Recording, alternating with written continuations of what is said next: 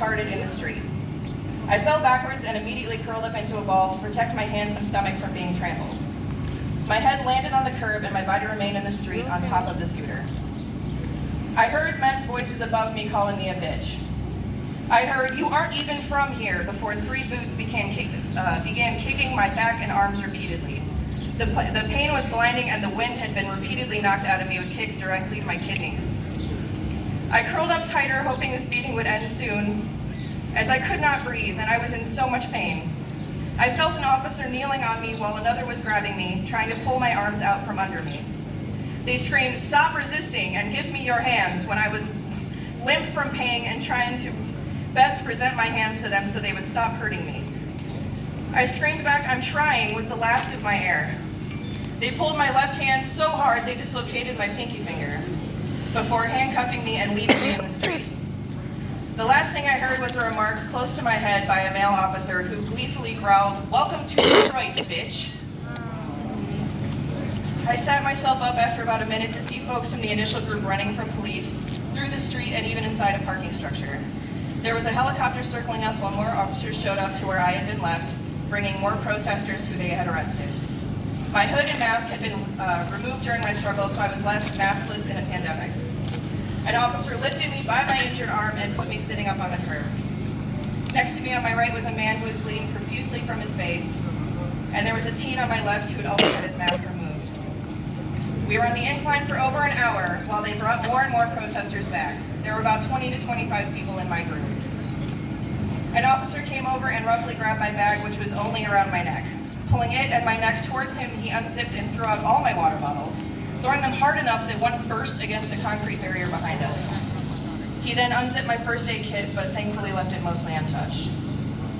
An EMT came by after about 30 minutes and determined no one needed medical assistance and left. We were then told we were all walking back to the police vehicle yard to be loaded onto a bus. We did not know where we would be taken. We stood up and were marched to where the initial kettle was, which had also been dispersed. We waited outside for the bus and more arrestees were brought down from other areas. The bus arrived and they had us line up arbitrarily outside of it, pulling some of us out of line and adding others. I was let onto the bus and then immediately sent off. I assumed this was because I had a bag with me, but this was later determined to not be the case. Soon it was determined that the ladies would all be getting tickets and released, while they decided to keep the majority of the men on the bus without masks in a confined place. I was led with 4 other girls to a garage that had been converted into a processing space. There were tables, numerous officers seated and filling out tickets in advance. The officer that had me sat me at one of the tables. They fished my ID out of my pocket and filled out my ticket. I received a disorderly conduct misdemeanor ticket. The officer then motioned for another officer to, quote, unleash me so I could leave. I was told if I was arrested again at any point, I would be facing felony charges, which is probably not true. I was never Mirandized. I was never told my charges until they handed me the paper. There is no officer name on my ticket, so I have no way of knowing who cuffed me and kicked me and hurt me so badly. I wandered out of the garage dazed and alone. I had no idea where I was, where my car was, or where my friend ended up. I reached into my pocket where I found my smashed but functional phone. I called my friend and wandered through the streets of Detroit, hurting, my finger out of socket, and lost. It was about 11:30.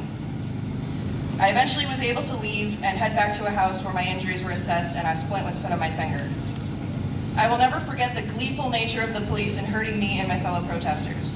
The camaraderie was sickening, with them often joking about how we were animals and coming from outside Detroit to wreck their city.